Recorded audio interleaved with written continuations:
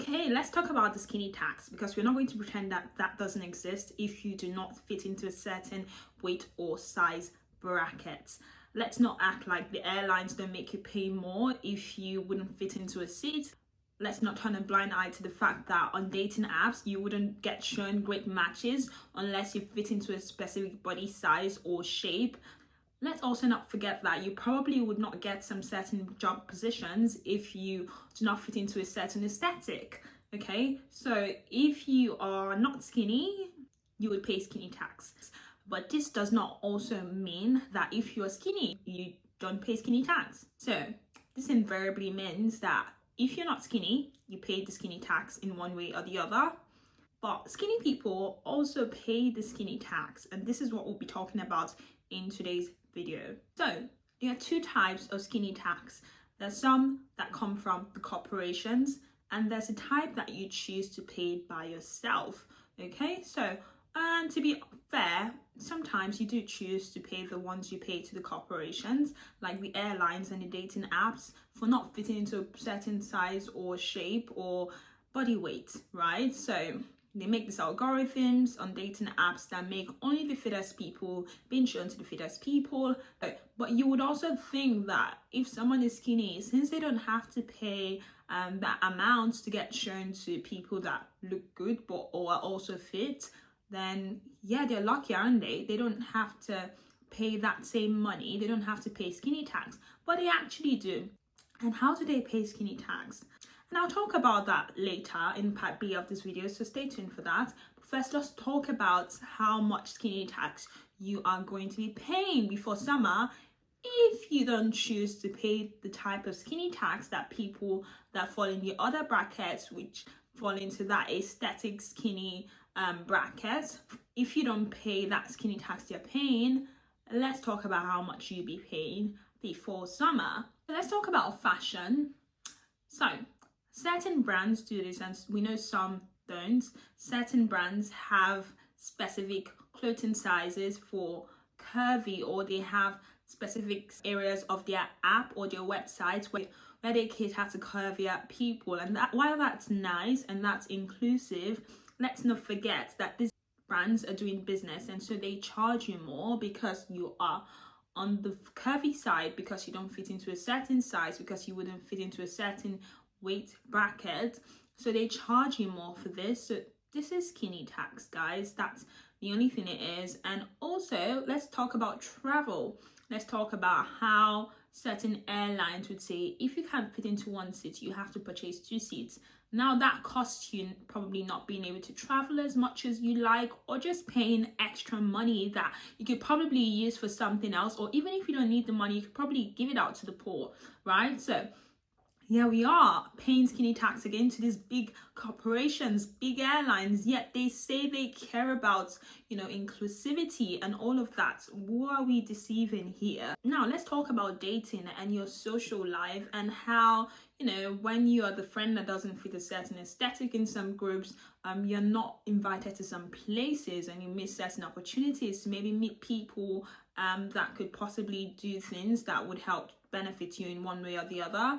On dating apps where you don't get shown to potential matches, and like I said earlier, you have to pay a lot more to get the premium to be showed more people. And the fact that you've been shown these people that look good doesn't necessarily mean they'll gravitate towards you, because there are societal beauty standards. And again, you're paying skinny tax in 2 ways here. First, you're paying the skinny tax in cash by paying this dating apps, another big corporation, to show people that look good to you, or people that just like you, or that would be interested in you, or people that at least you could swipe on to you. You're also paying skinny tax for when you eventually meet someone. Because you don't fit into a certain beauty standard, and because people on dating apps are basically there to judge the next person. So if you're on that app and they judge you, and based on your rating you do not fit a certain aesthetic, and so they put you in a certain bracket, now they can demand more for you, because this is the nature of humans, right? We try to say, oh, we're all like with kissed and makeup, and we're not more in those days where everything was by trade by barter, or everything was all war. But guess what? Humans still have that innate nature of taking advantage where they can. okay?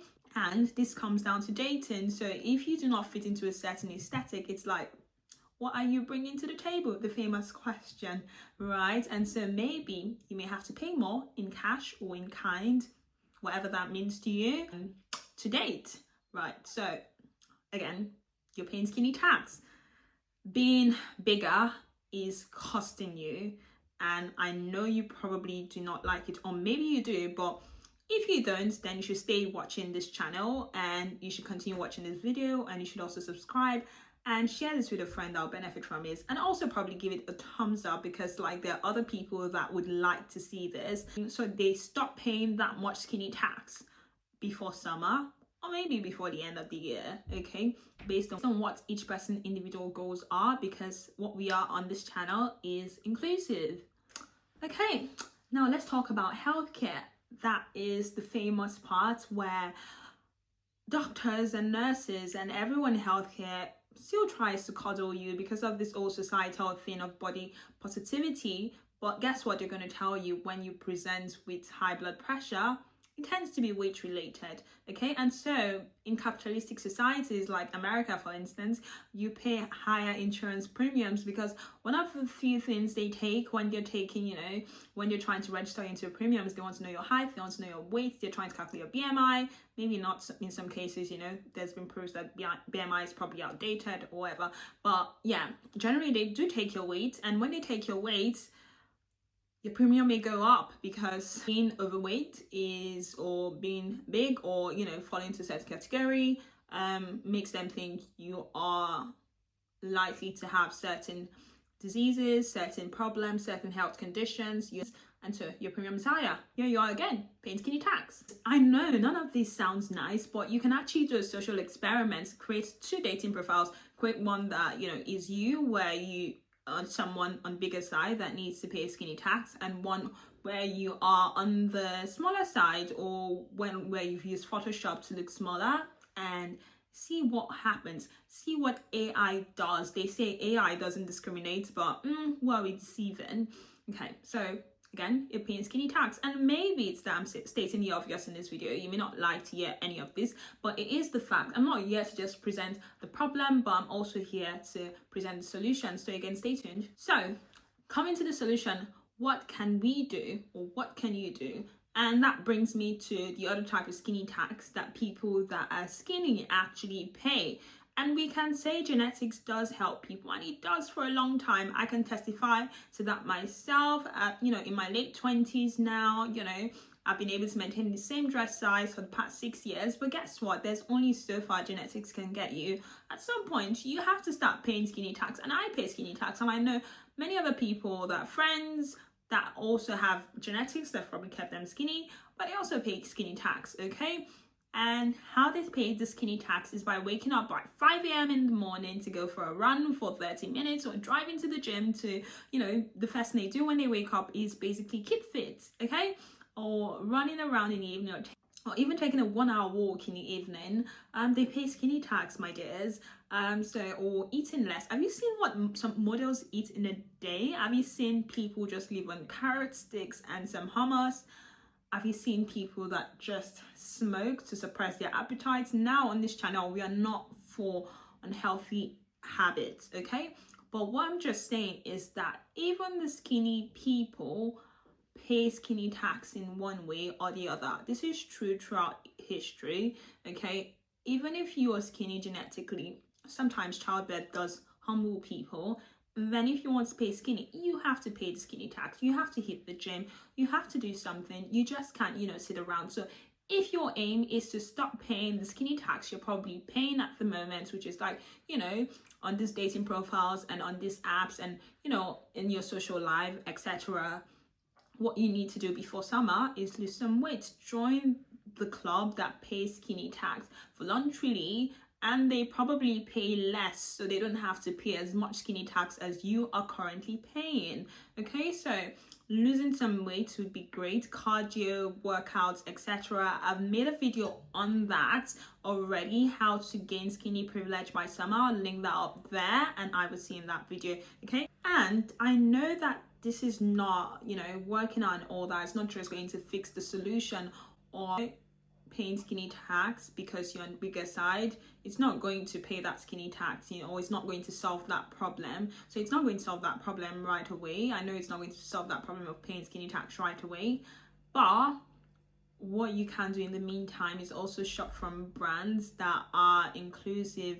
I know there's a few of them out there. I know that there's some brands that are very inclusive for people on bigger side and just making sure people look good no matter how, you know, what their size is or, you know, what their weight is. So I think definitely shopping at those brands and not necessarily like trying to disturb yourself when you find some brands that, you know, cater to only skinny people. Okay, some brands, they've made that their goal, and that's fine. Okay, I know that's questionable, but I think it's just worth like looking out for yourself first before you go on the advocacy side.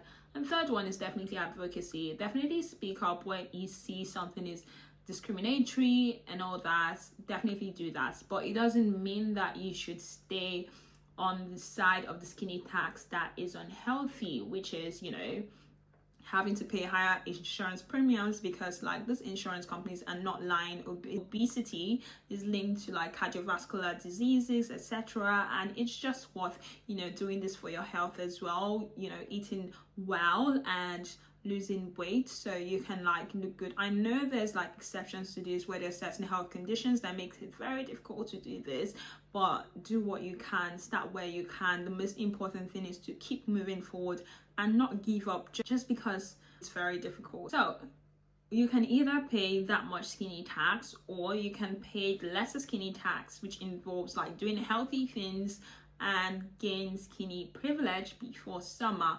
I know you can do it. I know you can, and I am rooting for you. Let me know what you think in the comment section. If you like this video, you would like my next video where I talk about things that skinny girls know that you do not know, and I'll see you in that video.